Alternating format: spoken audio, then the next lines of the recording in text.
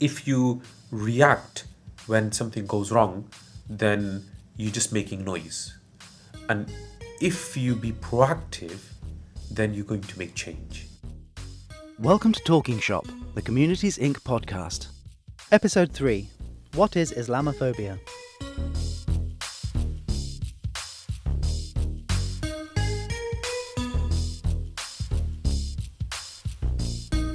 Welcome to our podcast for today. We're with Ahmed, who's from the Green Academy Trust and Mosque.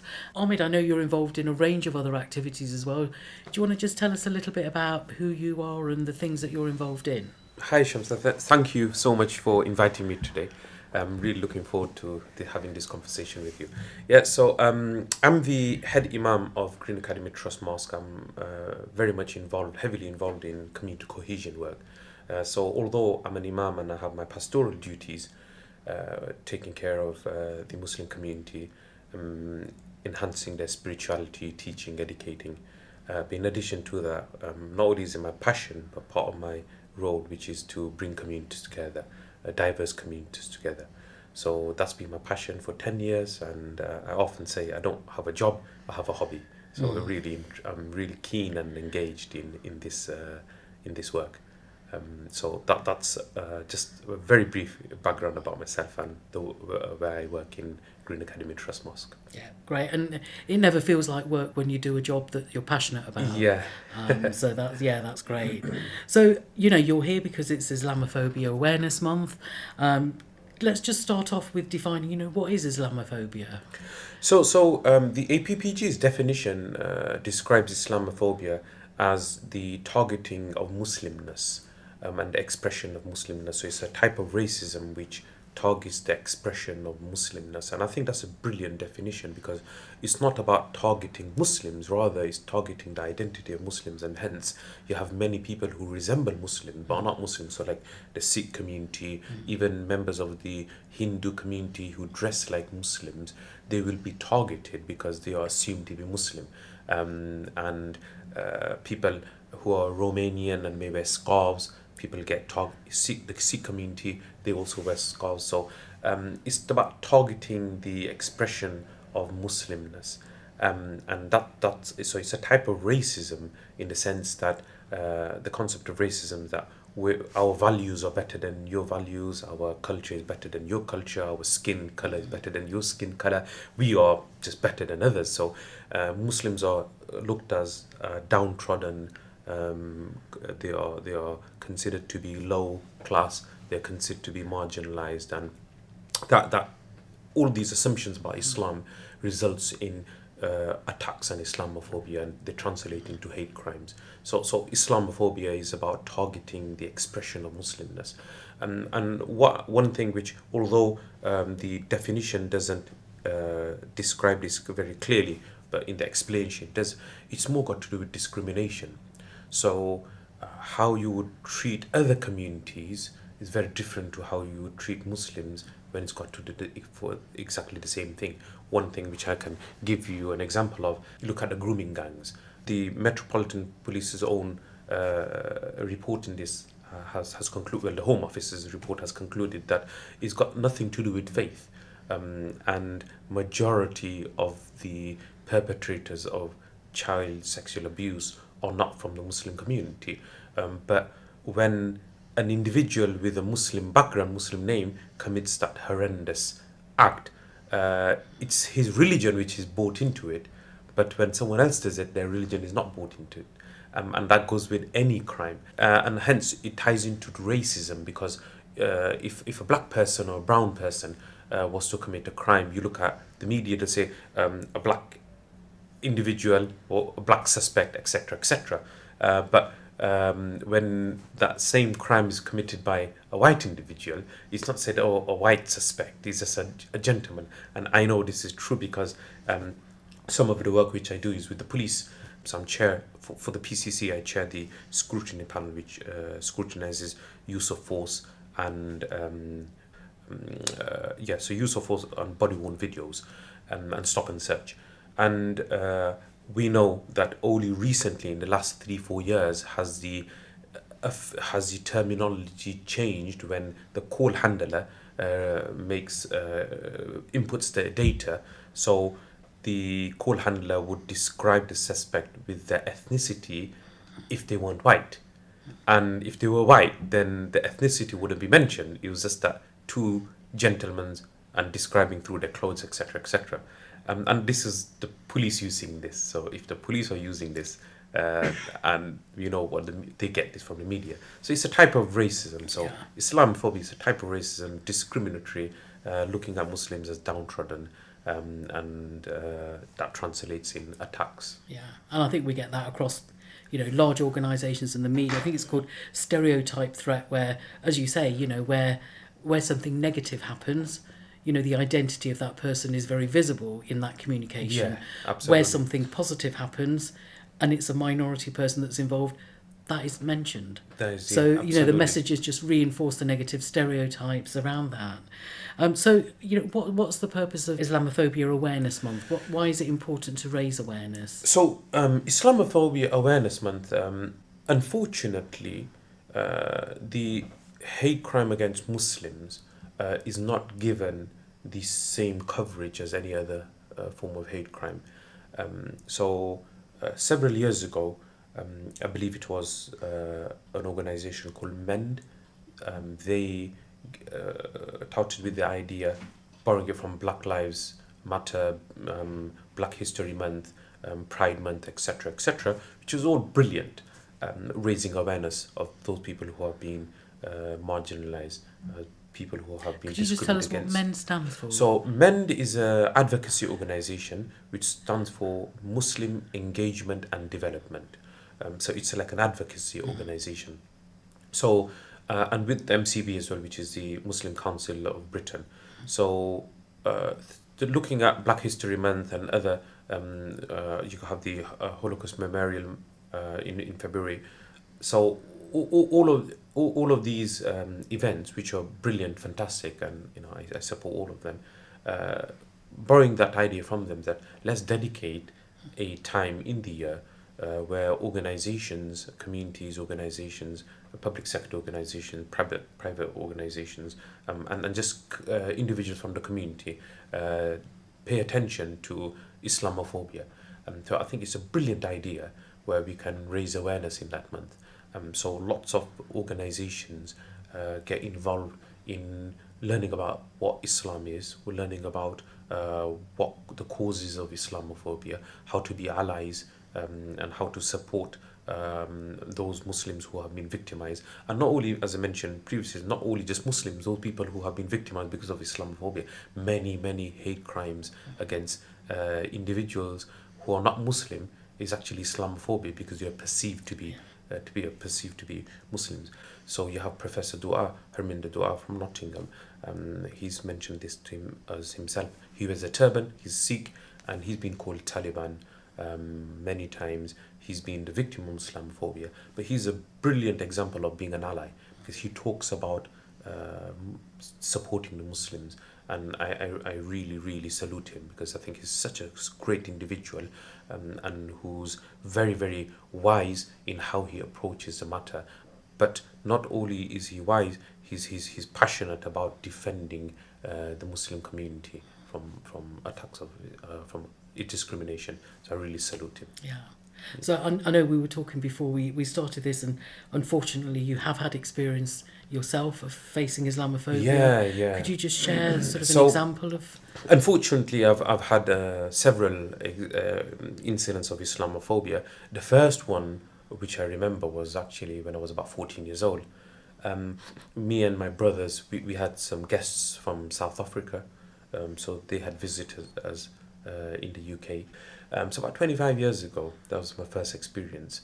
And although it's 25 years ago, I don't think much has changed, unfortunately.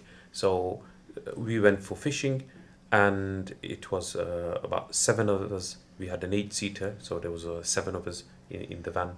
And my brothers, 2 of my brothers, myself, and 3 guests. And we just got out of the city of Leicester, and we needed some supplies from the local Tesco Express. So whilst we were turning in, we could see a group of, I would call them yobs, Um, about 5, 6 of them. They were on the bikes, and when they saw us drive past, they were shouting at us. They were sticking up the finger, swearing at us, and we just ignored them and we carried on driving. But because we approached the car park of the Tesco Express, we slowed down. They saw us because it was a straight road.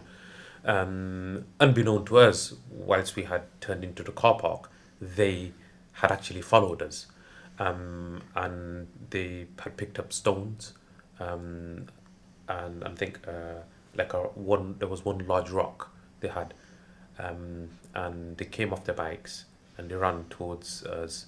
Didn't have to run much because it's just a car park, and we were stationary, and they started attacking the van, and smashed the window, and 2 windows were smashed. They had dented the car with their bikes, and then they made off. So that was my first serious experience of Islamophobia, and that has really affected me, and it's changed the way I see people now. See individuals of certain communities, and maybe I myself need to overcome that, not to stereotype others, but it's my experience, and until people don't understand my experience, won't know why I behave in a certain way with certain individuals, not in a discriminatory matter or suspicious matter. It's just that I'm just wary that when I'm in certain environments, how people react, and hence this is why one of the main reasons how has this affected me. When I purchased my house about 8 years ago, I was very conscious that my wife, she wears a Muslim garb. I was very conscious that who are my neighbors going to be. If I feel that I'm going to live in an area where there's a pub, there's going to be individuals who are going to be Islamophobic, I don't want to buy a house there. When we go to the beach, when we go to the park, it's always dependent on not the weather, rather how people are going to be, and if there's been an international event or even local event. So we avoid that, and using the public transport system, even something like that has changed now, and forever now, until I see a massive change in the UK, which I hope I will see. But it's going to affect us, how we use the public transport system. So although it happened 25 years ago, we know, and that was the first time, but that wasn't the last time. But that was the first time where there's been a physical attack on. But since then, I've been mocked, I've been verbally insulted, verbally abused, but no one has physically attacked me. But my wife, unfortunately, she has also been verbally abused. There are members of the Muslim community who come to my mosque, and they've been physically attacked as well. The most horrendous case was so we had a sister who had come to the mosque. She was assaulted so violently that her rib cage was broken, and this is in Nottingham. It's shocking and So horrendous. I mean, it just affects every part, doesn't it? Every part of your life, and Absolutely, and it's awful that you're having to think about things that other people don't have to think about. In terms of where they live, where they go out, Absolutely. what they do. How their children are going to be in different environments. Yeah. I mean, and I guess you probably, in the roles that you have, you probably hear stories from other people. I mean, how prevalent is sort of faith-related hate crime? So before I go on to how prevalent it is, let me just give you 1-2 more my own family experience, Sure. and I can give you 1-2 more experiences of people who are so. For example, my wife, she wears a Muslim garb. I remember talking about this, and the sad thing is, because we're so used to it, we don't realize that it's a problem now. And only when I discussed this with one of my white friend allies, and he said, you should not be you shouldn't have to put up with this, then I realized, hold on, it's actually unacceptable. It's unacceptable, but because we're so used to it, and it's so frequent, So what was so frequent, and what was I told that you shouldn't have to put up with this is totally wrong, was near my house. So it's a generally safe area, and we got it's a very, very diverse area. We've got many white non-Muslims, but the majority is non-Muslims, so Hindus, Sikhs. We have black people, and we've got a fair amount of Muslim households. But it's very, very diverse, and hence I actually feel safe there.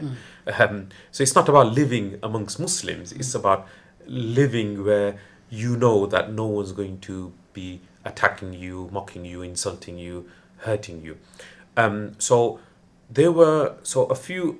So my wife, she drops the kids to school in the morning, and when she was doing the school rounds, this it's been fine. So there's one straight road. It's a 7 minute walk, which is nothing, no problem at all. But on that street, this was about 4 or 5 years ago. I think just before COVID. There was a house which was getting work done, and you had some builders there, and they were working for 3-4 weeks on that house, and the builders, when my wife walked past, they made a comment, and my wife just ignored them, and she carried on. But after that, for the next 3-4 weeks, whilst they were working there, she would take a longer route. And my son at that time, one was 4, and so he was in nursery, and the other one was 7. But they would have to take a longer route just to avoid these individuals for the next 3-4 weeks. And when my wife told me, that's successful, I'm going to see if they say anything when I'm there, and they didn't. Yeah. But that's fine, because obviously I work in Nottingham, so I can't be, I couldn't do the school rounds. So we didn't think much of it. And then only when I shared this incident with someone, and he said that, I would never accept that if my wife, my partner, had to change her route to school, and my boys had to take a longer route to school because one idiot couldn't keep his mouth shut and he's being discriminatory. And he was so incensed, and I'm thinking, oh my God, how come I'm not incensed? And it's my children, it's my family. Then I realized maybe because I've been conditioned to think that, this is your lot in life, and put up with it. And I thought, no, I'm not going to put up with it. So although it's nothing as serious as being attacked when we're going fishing, it's still serious for other people. Yeah. And hence, and these are my own family experiences. So, and the other problem is, and the statistics show that most Islamophobic hate crimes, the victims are women and then children. Men can be, but when they are at a distance. So just like if you're driving and someone shouts and some Islamophobic abuse and drives off. But physical attacks and verbal attacks or abuse on the street is really targeted at Muslim women. And why is that? Because they're cowards. I was just going to say, it's shocking, but that just shows the cowardness Absolutely, of that. Absolutely. And I think they don't, in those, especially when women have got their children with them, they're even more vulnerable. They're vulnerable. I've got it, if you don't mind. There was a conference I was speaking at a few years ago, and there was a Muslim lady there, she wearing the niqab, and she was saying she raises awareness around hate crime. And she said, she goes, normally the abuse I get is people driving past in vans, shouting abuse, yelling, swearing. She goes, something different happened this morning. She goes, I was at Birmingham New Street.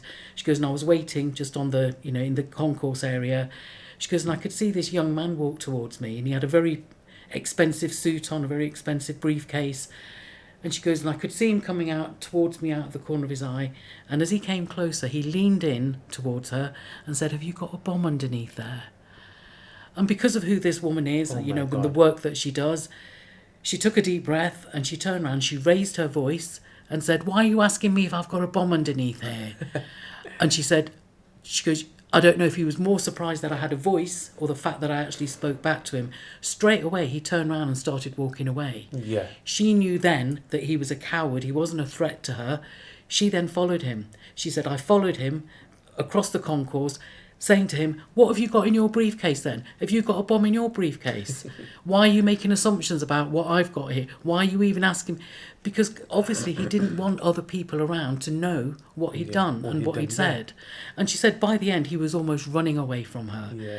And I just remember thinking, that's awful that happens, but how empowering that must have been for that woman. Absolutely. Yeah. And you know, also the message that sends to that person, that man, I'm sure he'll think twice again before he does anything like that. 100%. And so, you know, that just always reminds me that, you know, we do have to be cautious about our safety. Yeah. But a lot of the time these people are cowards. They don't want other people to know, you know, how abusive they're being to other people. Yeah, And absolutely. if you call it out, they often just run away. Absolutely. You know, 2 years ago, during Islamophobia Awareness Month, I organized a event at the mosque where we invited 11 victims of Islamophobia to come and speak about their experiences, and so these were people who come to our mosque. Yeah, so it's not like we had to reach out very far. So it's people who we are in direct contact with. People who come to our mosque, who send their children to our mosque, etc., etc. So we had 15 organizations who were represented, from the Crown Prosecution Service to the police, Communities Inc. We had the PCC's office attend. We had Stand Up to Racism. We had Holocaust Center. Karen, she was there from there, and so everything I'm going to mention to you is all documented. And they, I'm not going to go through all of the Islamophobic incidents which they experienced, which were horrific, absolutely horrific. But just to share one, two, and you know, glean some points from that, that how it affects Muslims. So one thing is just the attack, which is horrendous and unacceptable, but the aftermath is perhaps just as bad, or even maybe worse. So there's one sister, Egyptian. And these are all documented, and they were all reported. And the sad thing is that the police, really weren't very helpful, and hence we wanted the police to be there. So there was this Egyptian lady. She had come. Her husband was doing a PhD in one of the University of Nottingham or Trent, and she was in the library, and there was a elderly gentleman, and he abused her verbally. I can't remember what she had said, but he was threatening her, and he came up to her, he squared up to her, and she spoke to the staff, and they had a word with him, but they didn't remove him. And she thought, look, for my own safety, it's best if I leave. She left. Then a few days later, or a few weeks later, she went again, and lo and behold, he was there again. And what had happened then, because she was so fearful of him, she was describing how she hid behind the couches and took her children, and just to avoid seeing him and him seeing her, she left the library with her own children, but she ducked behind the couch, and she left. And the way she described it, she was escaping a very volatile, threatening individual. And this is like, she goes, I can't go back there now, because every time I want to go to the library, I feel, is he going to be there? Is someone else going to say something? He may not say something, but is someone else going to be saying something? And that just affects them. Now, when you think about the library is a place of safety, education, we're denying children their right to their education. Why is it that her children now cannot enjoy the safety which other children can Yeah. enjoy, just because of one, this gentleman who simply put, he's an idiot, he's a bigot, he's a Yeah, bigot, yeah. and his bigotry resulted in this lady changing her lifestyle, and that should not happen. Yeah. And yeah, so we had a nurse who came. She works for Nottingham University Hospitals, and there was a there was a national incident. I think this was after the Manchester bombings, and she was saying that her mum said to her that, don't go to work today. She goes, no, nothing's going to happen. I've got nothing to. Why should I fear? I've got nothing to do with it.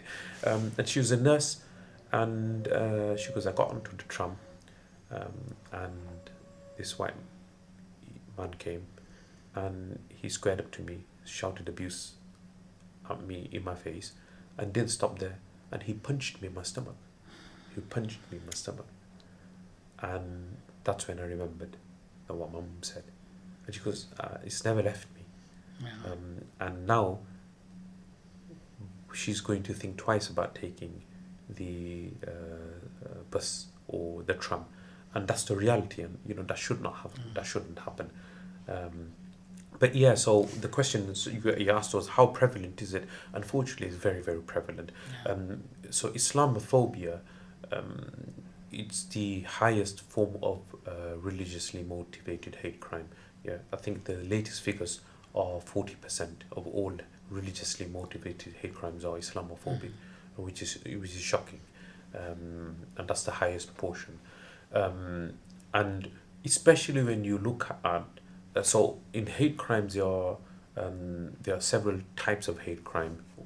When you categorize them. So one is online hate crime, which is unacceptable. I don't want to kind of like say that one's is not as important and the one's more detrimental. They're all wrong. They're all forms of hate crime, and they all must stop. But when you read a comment about your faith or about your skin color or about your lifestyle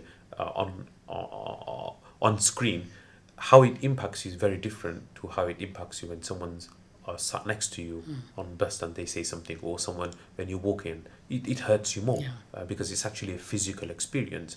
So when you take out the online forms of hate crime, then Islamophobia is one of the most one of the highest forms of hate crime, unfortunately. And again, not to trivialize online hate crime, but when you take that out, when you look at street-based, so Tell Mama is an organization, they record hate crimes, and they categorize online hate crime, street-based hate crime, all of these. So it's shocking. But even in Nottingham, despite all the good work we do at my mosque, so we've done, for example, community iftars every year. We invite the non-Muslim community. So we say to the Muslims that your neighbors, your friends, and your colleagues, your non-Muslim neighbors, your non-Muslim friends, your non-Muslim colleagues, come to the mosque, bring them, and we'll feed them at our cost, but you just come and enjoy a meal together with your non-Muslim friends, neighbors, colleagues. So we do that every single year, and we have last year we had over 100 people attend, which was fantastic. We do every year. So this was just before COVID we started, where we do a project called Islam is Warmth, where we invite, where we collect warm clothing, gloves, hats, scarves, and we go to the night shelter, we go to the homeless spaces, and organizations providing services for the homeless and needy, and we give them free clothing. And 100% of our donations come from the Muslim community, and 99% of the beneficiaries of the project are non-Muslim, and we want to keep it that way because it's in like an interfaith community, bonding project, community cohesion project. And we do Christmas care home visits, which was fantastic, where we go to our students from our school, our Muslim school. So the Muslim students go prepare Christmas cards, prepare like a gift pack, and go and visit the elderly residents of the care home and talk about Christianity, Islam, talk about Jesus, peace be upon him, in Islam, because Jesus has a very, very high position in Islam. Mary has a very elevated position in Islam. So we do all this brilliant work, yet we've had windows smashed, we've had This was several years ago, but not too long ago, just about 5 months ago, we had dog poop smeared on our mosque walls. And this wasn't the first time, this was actually the third time. And a few years ago, there was a hate letter which was sent to 11 mosques. One was our mosque, and it was an individual in Nottingham. We believe we believe the individual was from Nottingham, although the police couldn't trace because of forensics. They weren't able to prosecute the suspect. But the case was that 11 mosques in Nottingham received a letter, a hateful letter, threatening certain things. So it's been reported by the police. One of our other mosques. So I'm the trustee of Nottingham Council of Mosques. So Nottingham Council of Mosques is an alliance of 27 mosques out of 35. So we represent more than 2/3 of all the mosques in Nottingham. So one of our member mosques, they've had dog poop thrown onto their premises. They've had pork drippings thrown onto their premises. They've had nappies hurled over the fence onto their premises. All of these things. So this has happened in Nottingham. Yeah. I'm not talking about 25 years ago. I'm talking about the last few years. Yeah. And unfortunately, it's shocking the bigotry people have. Yeah. So, all of this work that you were saying about raising awareness and the interfaith and inter-community activities, I guess that sort of goes some way to sort of trying to challenge some of these negative stereotypes or assumptions that people might have. You've mentioned the word allies a few times. Yeah. So, what is it that, anybody listening to this, what is it that anybody that's listening to this could do if they witness a situation where somebody's being targeted in some way, maybe because of their Islamophobia or racism or any other form of prejudice? Yeah.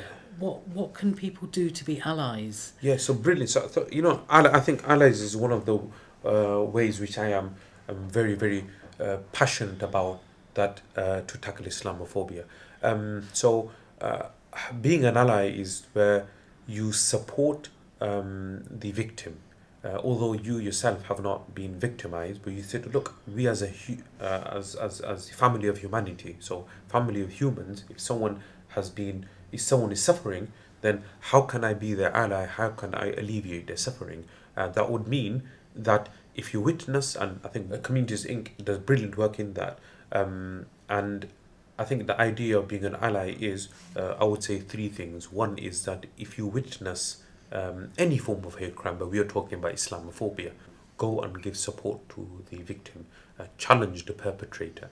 The perpetrators will only have confidence in doing what they do when they know that they won't be challenged. And I have seen this myself. And Shamsa, you were talking about being ally. So you gave a example of how when you had when you suffered some abuse after the EU referendum, someone came and gave you that support. So that's like an ally. I see this, and even it's not got to do with hate crime, but I do still see it's like a form of hate crime, which is this, that I see how people of colour, and especially women of colour, are treated just generally. A while back, about 8-9 months ago, I was driving back to Leicester, and the car in front of me, the driver was a white passenger, and the person had come onto the road was a Sikh lady, and she was an elderly lady, and I think she had her daughter with her, and in terms of road traffic rules, she was at fault. Yeah, but the way he spoke to her and treated her, he made her cry, and I felt so bad that why is he speaking to her like that? She accepted that it was her fault. Yeah, and instead of just exchanging details, so he obviously, because I couldn't go forward, I was listening to the abuse he was saying, he was giving to her, and he wasn't the driver, his partner was, and she was calm about it, and I stepped out, and I thought to myself that I don't think he's doing this because he's just angry. I think he's doing this extra because he knows he can get away with it. She's not going to respond. So I stepped in and said, look, what's your problem? Why are you having to effing blaming her? Why are you making her cry for? She's accepted, just exchange her details. As soon as I stepped in, the whole demeanor changed. Yeah. And I thought to myself that, you know what, I'm happy I stepped in. And I see this often. So I try to be an ally. If I see someone of color, and it doesn't have to be someone of color, if I see someone being victimized, white person, brown person, pink person, blue person, whatever, I have made that decision for myself that just the way I would like people to come out and support me and my family, I am going to do the same. And I've done that a few times, and I've seen that it works. So being an ally is that if you see this, so the three things. One is if you see abuse, you challenge the perpetrator, go and give support to the victim. The second, but the third thing is that be part of a campaign, and I think that's hugely important. Be part of a campaign, be part of a movement, and if you can be part of a movement, it's brilliant. And we talked about this before that when someone raises awareness about what you are experiencing, but they are not from your own background, I think that is received better than just someone from your own background repeating the same thing, because then these comes, oh yeah, they're Muslim, they're saying this, they're black, they're saying this. So hence I support, I make a conscious of effort to support Black Lives Matter. I'm not black. I support the Holocaust Center. I've been to their events. So I've invited to the mosque Jewish Voice for Labour. And why I'm conscious of this, because if I can raise awareness about something which they are experiencing, I may not be experiencing, and in turn I want people to raise awareness and be part of a campaign to raise awareness of what Muslims experience. So being an ally is to support the victim. Being an ally number two is to challenge the perpetrator, and that's hugely important. And the third, which is more important, I think, than both the first two, in my opinion, they're very important. But third is be part of movement, a campaign. And I often say that if you react when something goes wrong, then you're just making noise. And if you be proactive, then you're going to make change. So if you want to make change, you have to be proactive, be part of a campaign. And if you're reactive, then you're just going to make noise. So my to the listeners of this podcast, and please take this from myself, please share this, that be part of change, be part of a movement, be part of a campaign to eradicate racism, eradicate Islamophobia, eradicate all forms of hate. And those campaign activities provide support. These are horrific examples that you've shared, that we spoke about, and sometimes it can really get you down. You start losing hope.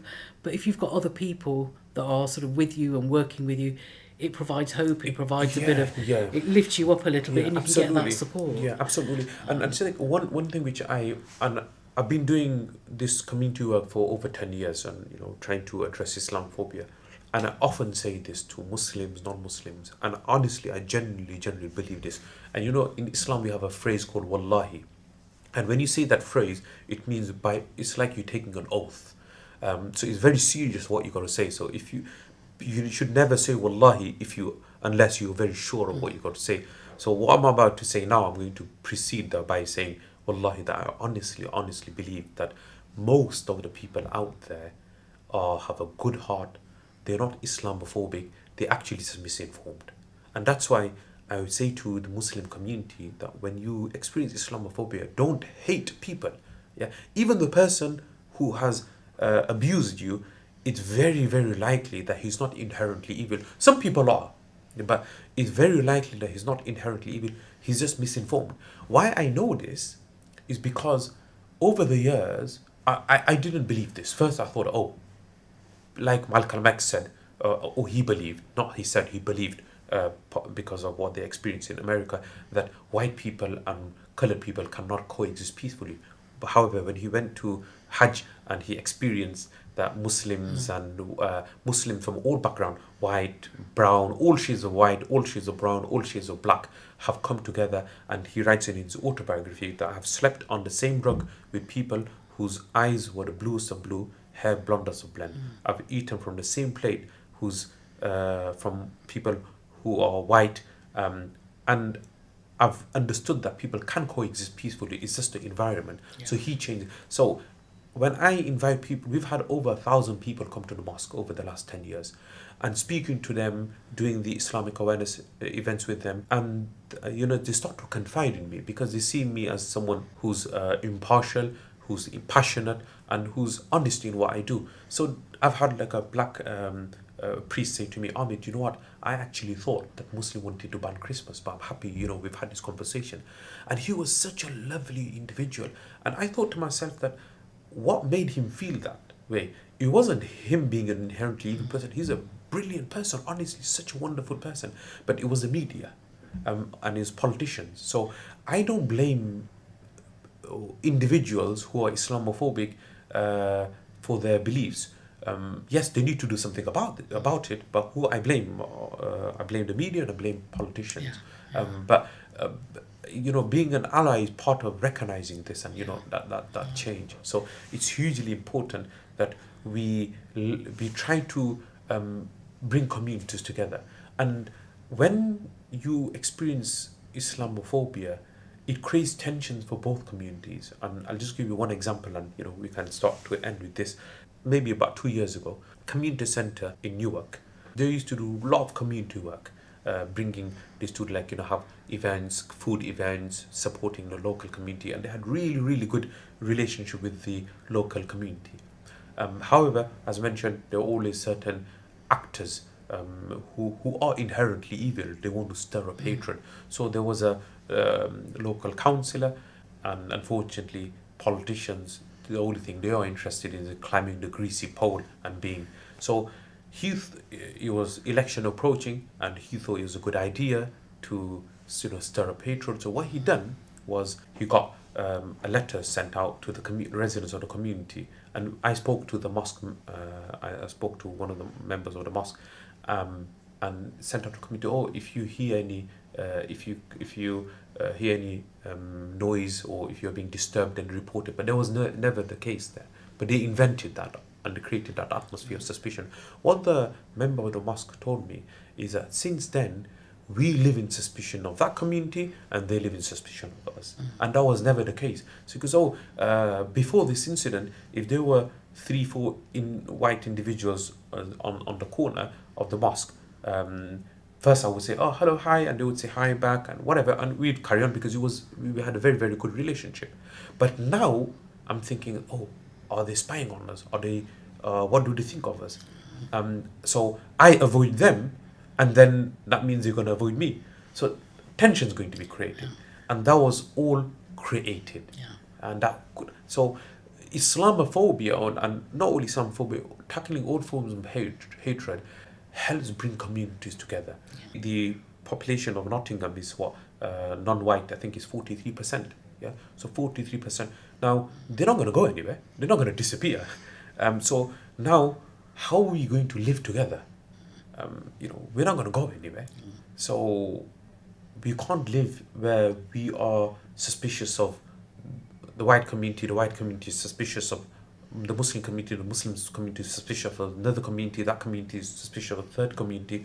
Let's come together and let's try and understand each other. And as I mentioned, I honestly believe that generally people have very good values. It's the media and politicians who whip up hatred, and we need to be, I think, cognizant of this. We need to be aware, and we need to really understand who the enemies are. And that helps us be allies with the right people. Yeah, I mean, we always say on our training that, some people aren't bad or evil. They just lack an opportunity to engage or mix with people that are different to them. Yeah, absolutely. And really, we're working with yourselves on a project called Safety Through Engagement. It's about creating those opportunities for people to connect, to become aware, to become educated. But without creating those opportunities, that's not going to happen, is it? Yeah, brilliant. And we also do have an Islamophobia myth-busting guide on our website that we've sort of produced. I know you've had some input into that. Again, just to tackle some of those common myths that people might have. I mean, the conversation that we've had is just a drop in the ocean of, a much larger conversation. So we'd love to get you back and talk more.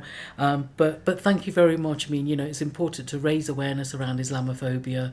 It is an issue you've discussed about the impact that it has, and it affects every part of people's lives, and it's people perceived as being Islamic. So it doesn't just affect Muslims. It affects other people as well. So I'd like to just thank you very much for your time. And hopefully with the Safety Through Engagement project, there'll be opportunities for people in Nottingham to be able to participate and engage in activities where they can raise awareness themselves. No, thank you for having me. But just before I end, I think as part of the community Safety Through Engagement project, which you mentioned, that it's about bringing community together. So my message to anyone listening to this podcast is that please just go and approach your local mosque and say, I just want to visit. And if you want to come and visit my mosque, please, Green Academy Trust Mosque in Baseford, come and contact me, and I'm more than happy to have you wherever you're from, Nottingham, wherever. Out of Nottingham, come and we'll have a conversation. I think Safety Through Engagement is that through engaging with communities, you build a safer environment, and hence the project name. And I guess if you want to be a proactive ally, check in with people around you. Yeah, brilliant. We don't wait until something's happened and then say, are you okay? Just check in with people, how are you doing? Are you okay? That's right. It's uncertain times and there's a lot of tension and people are scared. Just check in with people around you. There's always something that you can do, to connect and touch base with people around you. And there's many organisations in Nottingham, and that's where, I don't want to mention one, because then if I don't mention another, then be part of a campaign. Be part of it. There's all these anti-war organisations, anti-racism organisations, anti-Muslim organisations. Anti-Muslim hatred organisation. There are many anti-Muslim organisations, but anti-Muslim hatred organisation, and of course, brilliant communities Inc. So, Well, thank you very much. We're very happy to be working with you. Look forward to working with you to raise even more awareness around Islamophobia during this month. Thank you so much for having me. Thank you very much. Thank you.